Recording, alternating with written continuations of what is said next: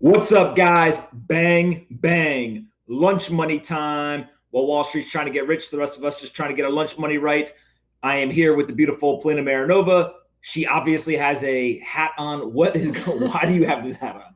Because JE on YouTube said that he would unsubscribe from this channel if I didn't wear a hat.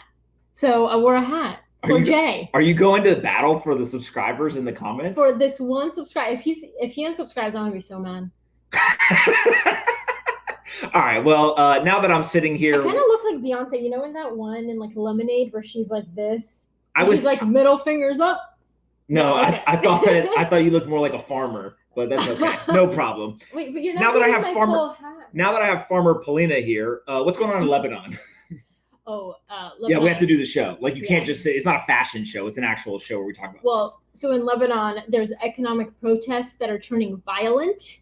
And a man has died following overnight clashes between protesters and soldiers. Yeah, so big news here is for a number of months leading into COVID-19 crisis, there was a lot of anti-government protests by people in the streets. And then COVID-19 came, everyone went inside and pretty much abided by the stay-at-home order. But in the last week or so, they started to let people out. They've reduced some of the curfew. They've also opened some businesses. But simultaneously, the Lebanese pound has dropped 50% and is now trading at some of the lowest levels against the US dollar that's ever traded at. So can you explain how that's possible while the US dollar is getting stronger, even though we're still under lockdown? So exactly. Think of it as a fraction. If you go back to school, there's the Lebanese pound and the dollar. And when one gets stronger, the other gets weaker, right? So the dollar is strengthening and the pound is going down.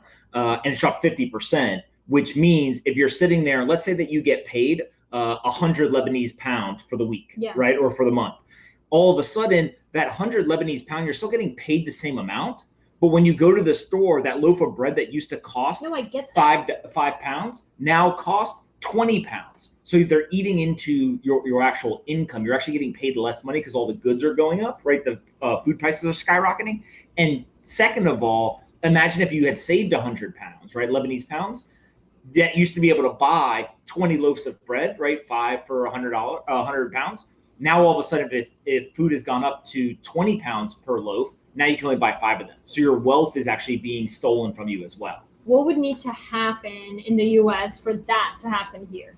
Well, if they continue to devalue the currency. So what these people are going into the street and protesting is they started to attack banks because they're saying, hey, and the central bank. So they're saying at the banks, they're saying, I want my money back. I realize that you're devaluing my currency. I'm losing wealth. You're stealing my wealth from me. Give me my money back. But the banks have withdrawal limits. So they say you can only withdraw a certain amount of money every day. So they literally won't give you your money back. And then on top of that, they used to allow people in Lebanon to withdraw in certain currencies. So if you go to the thing today, you could have gotten US dollars, Lebanese pound, whatever. Now they will only let you withdraw it in Lebanese pounds.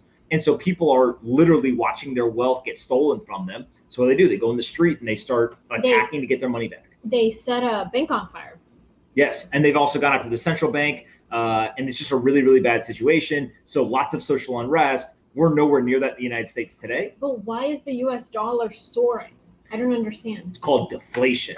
So in a deflationary environment, what basically happens is all of the asset prices sell off. But everything goes down. How are we in a deflationary environment when the Fed keeps spending more money? Oh, you are going down this rabbit hole. This is exactly what everyone's learning about right now. So in a deflationary environment, everyone gets very nervous, right? And they say, I don't want all these other assets. I want dollars because dollars equals stability, safety, all of this stuff. So in a deflationary environment, everyone runs for dollars and they look around their portfolio and they sell whatever they have. So I'll sell my gold, my stocks, whatever, and I want dollars. The dollar strengthens, all the assets sell off. The government realizes this and says, hey, we've got to provide the social safety net to citizens. And also at some point, we're going to have to systematically weaken the dollar to stabilize markets and to eventually have them recover. So they start printing a bunch of money, right? Right now, what's happening is it's such a deflationary environment in the US economy that no matter how much they print, it's just getting eaten up by that deflationary environment. Yeah. So it's not enough to switch back to the inflation. And also relatively, imagine if the US dollar... Relatively, yeah. It's like comparing two things. I'm not even going to go there. Is that a word? It's not. That's not how you pronounce relative. right. Relative to, I don't know. Relative to, I don't know okay, what you're trying I'll to go say. with the English major, who didn't major in English. The relative to other economies, even though the U.S. is printing trillions, other economies are printing lots of money as well. And so in this example, the U.S. dollar is strengthening and the Lebanese pound's going down. So people in Lebanon are getting screwed. They're out in the streets. They're literally protesting. They're setting banks on fire. They're fighting back because they don't understand what's going on. And the best way to think about this is, in my opinion, this isn't an anti-government movement. This is a pro-general population movement. These are people saying, we deserve to live in freedom. We deserve to live in a place where when I wake up, I don't worry about my wealth being stolen from me, and I don't worry about not having enough money to go buy groceries. We're lucky to be here. Very lucky. All right. Okay. Speaking of, so did you just get an economics class like all in 3 minutes? I don't know. I think I zoned out at one point, but then I zoned back in. You zoned out? You are very interesting. Oh my God. So a bunch of states are starting to reopen, including Georgia, Alaska, and Texas. Is that a shocker at all? Oh, sorry, I zoned out there for a second. I know you didn't, because my hat is too. All right, so states are reopening. Do you think this is a good idea or not?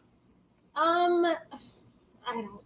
So Alaska, I feel like they're pretty socially distant. Texas, same. Georgia. You think Texas is socially distant? I think that. Well, they're not. They're not just saying like free for all. Like we're just opening everything. They're doing it in phases. So like if you're a restaurant, you can only operate at like 30% or whatever. So basically, they're capacity. trying to instill social distancing while opening. Yes, and I just don't know how I feel about it, because obviously there's a lot of different sides to it, and coronavirus is still infecting people. But at some point, so like there's this barber here who in this article, and he goes, if I don't cut, I don't eat. So he literally cannot, survive if he doesn't have his business. I think it's important to at least have a plan to reopen. And I guess this is phase one for a lot of these states. I think that they should reopen immediately. Like everything to everyone? What they should do is they should say, if you're an entrepreneur or small business owner, go open your place. If you want to open your restaurant, your business, whatever, you're able to do that. We are no longer going to stop you from it. If you are a consumer and you want to go in that business, you're allowed to do that. But as a business owner, we are going to require that you put in place things to ensure social distancing, et cetera. Just like in New York, when you walk into CVS or Duane Reade, they have little marks on the ground when you stand in line and things like that. Why not allow all of the other entrepreneurs and small businesses to have access to revenue as long as they follow some set of social distancing rules? Well, I think it's tough, right? Like there's a number of businesses where you can't really enforce social distancing. Like? Let's say like not a movie theater. What's a better example? Well, so like a nail salon. Like I feel like you're going to be touching what? You wear the hat and we're talking about nail salons? No, those are one of the first businesses to be open, but like you're touching other people's hands. You're putting your hand in the water. It's just. But the whole point is, if you're worried about getting sick, don't go to the nail salon. If you're worried about a lot of people are not worried about getting sick. And that's the problem, because they then go infect elderly people. No. But again, we should shelter the old, the sick, those with pre-existing conditions. We should do everything we can to protect them. But because we're protecting them, shouldn't stop you, me, or anybody else from going to do the things we want to do. But now here's a wild idea. People now have to take personal responsibility. If you get sick, it's going to be because of things you did. But you know that the majority of the population doesn't think that individualistically, and they're not. Is that a word? Interesting. They just basically do what they're told, and I think they're sheep, basically. But you have to prevent people from themselves a lot of times. But that's not the role of government. The government is not to protect you from yourself. That's my problem. I see both sides. All right, that's fair. Speaking of restaurants, when they reopen these, they're actually going to do it in many cases. I think like 25% capacity, 50% capacity. But how sad and lonely is that? Forget sad and lonely. The businesses aren't going to be able to operate. I know. And they're literally going to be underwater. So if I'm a restaurant open up with 25% capacity, I might as well not be open. Right? Because now I've got expenses that I didn't have when I was closed, and I'm losing revenue on every customer that comes through. So it's actually accelerating losses. It's so stupid. By the way, the virus is real. They should take measures to take care of people, prevent the spread, do all these things. But it doesn't, again, I've been saying this from day one, it does not have to be a black and white. Either we save the health crisis or we save the economic crisis. We can address both at the same time. As you see in New York, for example, the latest antibody testing shows that over 20%, close to 25% of people that they tested in New York in a random sample has now proven to have coronavirus, which means has had way more people have it or have been infected than they originally thought. And that also means that the death rate is way lower than they originally thought. Newsflash, just like a bunch of people have been saying, until you have proper testing, you can't make good decisions. I'm on the record as saying, by the time this is all over, when we have all of the data, they're going to look back and say, we made a mistake by shutting down the economy and sending everyone home. I think their egos are way too big to ever say it. They'll never say it, but it'll just be so obvious. It'll say, look, at the end of the day, here's the actual stats. Now, again, given the information we had at the time, you have to overreact, right? If you're going to miss, if you underreact and millions could die, or you overreact and then it ends up not being as bad as you thought, then you obviously want to overreact. The difference, though, is the next time that this happens, people aren't going to listen. My question is, like, as these countries in Europe start to open and some of the states start to open, I mean, there's a lot of business being done between states, between countries. How are you going to say these companies can now, or these types of businesses can now open, these businesses cannot? And I'm over here saying, like, well, I need to do business with that company, but they're not essential. So it's just like very hard to delineate. This is why people are already in the streets. There are already protests around this country saying, you as the government cannot tell me whether I can open my business or not. We'll see what happens. You as the government are playing kingmaker. You're choosing Polina's business can be open, but Anthony's can't. Right. How do they get to choose that? Where is their constitutional power to do that? That is the point of the Constitution, is to protect us from a government that overreaches. And right now they're overreaching. So all this to say, Polina for president. What is next? Speaking of businesses and the government, loan audits, what's going on here? So the government is going to audit any company that took out more than $2 million from the small business loan program. So what does that mean? So if they basically want to make sure that I'm paying my people and doing everything in the provisions of the loan? I think there's two pieces to this. So if you applied and received more than $2 million, they're now going to come behind an audit and they're going to say, did you actually need the loan? So were you affected by COVID, or did you just apply and take money that somebody else could have gotten? And two, did you use it for the intended purposes? But wasn't everybody affected by COVID? Were they? You could argue that for anybody. Why? Everybody was affected. Was the profile affected? No, right? But that's why you didn't apply, right? So the businesses that were affected, they're going to get audited and they're going to have to prove, were we actually affected? You don't want me having $2 million. Okay. We would have so many hats, we'd have to get a new apartment. But this is important because now all of it's coming out. 200 plus public companies applied for it. There's people who are saying they're not going to give the money back. And the audit, my guess is that the audit is going to take a long time. It's going to be super expensive. This is classic government bureaucracy, right? Rather than do the work up front, we're just going to give the money to a bunch of people and then go behind and audit it, create more bureaucracy. But two is, this is actually probably a fear tactic. They're simply trying to scare people into saying, if you don't deserve the money, if you don't actually qualify, the threat of the audit will prevent you from applying, right? That's my guess. So speaking of businesses, next topic, Shopify. What's going on there? Shopify has a new app called Shop. Wow, very creative. How did they get the trademark on that? Maybe they didn't. That? Okay. Well, if your name's Shopify, you can do whatever. Well, Shop, I feel like. Wow. But it's an app and people really like it. Tell us about it, Anthony, because you seem passionate about it. Does this mean that you didn't read it? No, I read it. All right. Shopify is doing a fantastic job, I think, of one, providing a path for income for a lot of people. So there's people who previously would have not had e-commerce stores set up, but Shopify over the years have built an incredible tool set to allow people to go on very quickly, set up an online store. And during something like quarantine, where everyone's retail businesses or storefronts are shut down, the ability to sell online is obviously a lifeline for a lot of these businesses. So I think that's one, cool. Two is they're releasing this new app. And a lot of people I don't think know that they have all these other products. So like, they've got this shop app that lets you track packages, similar to how you can track your Amazon packages. They've got something called Shopify Money, actually. And Alex Danko, who used to be at Social Capital and does a lot of writing on the internet, he recently just joined. And it's all about how do they provide financial services to their small business owners. And so I think Shopify is just one of those companies that we all know about it, but like in a time like this, it's very obvious what a good job they're doing to help people actually get income, because literally they can't go get it in their storefronts. So we have these friends, and every time we're hanging out with them, you hear their so they have a company where they sell physical product, and you hear their phone go cha-ching, and I'm like, oh, you just sold another one, and that's Shopify, right? Can we say who it is? You want to? Yeah, it's Adams. If you go to wearadams.com, I think it is. Adams the shoe. It's the most comfortable shoes ever. I have them over there. I wear them every single day. Literally not an ad. He's been wearing them for a year and a half. I literally wear them every single day. They're the only shoes that I wear. And our friends Waqas and Sidra came from Pakistan, and they created this shoe company, raised a bunch of money, have absolutely killed it. And when we're hanging out, they have the notifications on, and literally every time they get a sale, it's cha-ching, cha-ching, I love it. It's like so addictive. Cha-ching, cha-ching. Okay. No, cha-ching. We got it. Cha-ching. It's like that. Literally, like we're talking each year. Cha-ching, cha-ching. Okay, come on, because I have a lot to say about aliens. All right, what's going on in the alien world? You look like an alien with this hat on right now. I do feel a little like odd discussing these, super serious topics with this fashionable hat.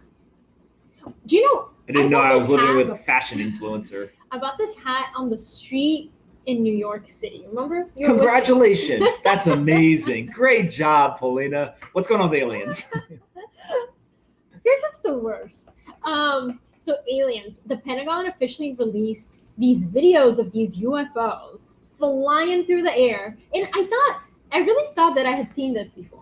You have. Oh. These videos, so I didn't realize this, but these videos were all leaked back like 2015, 2016. No. They were leaked, and they were on the internet, and nobody knew like for sure if they were real or not, but it was pretty well confirmed, like these were leaked from a like legitimate service. Then the Pentagon finally, now of all times, in the middle of COVID-19, the North Korean dictator possibly being dead, all these crazy things going on in the world. They're like, oh yeah, we're going to officially release those videos that you guys have been looking at for years. There were unidentified aerial phenomena, is what they actually call them, not UFOs. But they have basically confirmed that these videos are real, they're authentic, and they were taken by U.S., I think, like Air Force or Navy pilots, and now they're out in the public, confirmed. I don't care that much about the video. What I like is like the narrator or like the person seeing it. And I watched one of the videos, and he was like, oh my God, it's like flying against the wind so fast. Yeah. Apparently that's like really tough to do. Well, it's science. Like that's why as you dig into some of the quote unquote conspiracy theories around aliens or UFOs and all this stuff, is people will say things, a piece of machinery that can do what that thing just did. But like it'll go like, there's one where it's basically flying, and then out of nowhere, it'll just explode vertical. Right? And people are just like, we just don't have a piece of machinery that can do that. Yeah. So how do you explain it? I don't know. It's unidentified. That's really weird. But you don't. So apparently one of the people speculated that it could be a drone. I mean, could that be a possibility? It could be, but that's what they're trying to figure out. It's unidentified. By the way, why is the topic aliens if we're talking about UFOs? Because UFOs don't necessarily have to be connected to aliens. Oh, because I wanted to talk about aliens. So, this is new. Why do you want to talk about aliens? I'm just curious. So like. Okay, so let's say these were aliens. Why wouldn't they try to get in contact with us? Well, that's what people want to know, is has the U.S. ever come in contact with aliens? Trump said no. Yeah. Okay. And no, hold on. Come on. It's just imagine if you answered Trump said no to a bunch of questions. Because think about it. If he was briefed on all this stuff and aliens was one of the things, you don't think he'd come out and be like, guys, I'm a tweet real fast. No. Scare all fucking masks. No. No, I don't think that any president would do that, because it would call again. But he's not a normal president. I know, but you have to remember that presidents understand the control of the population is so important. Like, you don't want people to imagine if tomorrow they were like, hey, we've talked to the aliens and they're on their way. At this point, they're going to do anything to get people like off of coronavirus. I know. All right. What else? Anything else? Oh. So, are you ready? For what? So, what is an alien wear? Are you telling me a riddle? It's a joke. Oh, kind of, I guess. Well, you have 24 seconds. Make it a good one. What do aliens wear to weddings? What do aliens wear to weddings? I have no clue. Space suits. Wait, I have one more. Is that really? I have one more. Are you really bringing out dad jokes? Left. Okay. how do like parent aliens get their baby aliens to go to sleep? Drug them.